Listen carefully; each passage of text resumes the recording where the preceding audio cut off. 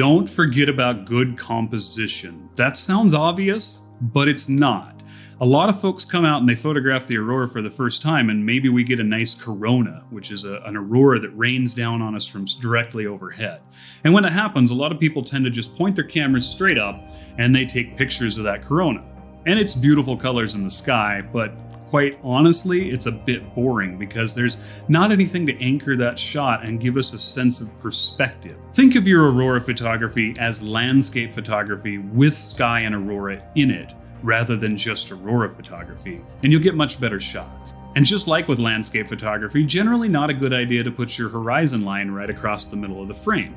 You typically want this on 1/3 or the other third. And speaking of, use the rule of thirds in your compositions. Most modern cameras have a rule of thirds guides either through the EVF or on the back display, so use that to your advantage and make sure that you're setting up your composition using that rule of thirds. Another compositional tool I like to use and actually prefer over the rule of thirds is the golden ratio.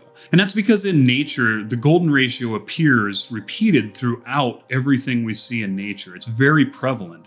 And so by composing with the golden ratio in nature photos, I personally feel that it gives a more natural look and a more pleasing look.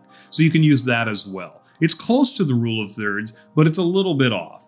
That one there isn't a guide for typically in most cameras, and so what you want to do is kind of use maybe Lightroom with a golden ratio overlay and kind of crop your photos and adjust and play with it and kind of get that stuck in your head so that when you're out shooting, you see that composition naturally. Also, place your main dominant subject on those intersecting lines where the rule of thirds kind of cross over each other.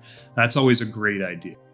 And then finally, don't forget that you can turn that camera and shoot vertical. And in fact, a lot of times with the Aurora, you should.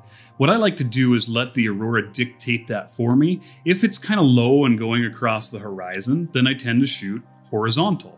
If it's going up overhead and I can make a better composition with more Aurora, I'll turn the camera and then I can get a little bit of the foreground in the bottom and still feature the Aurora very prominent, just like this.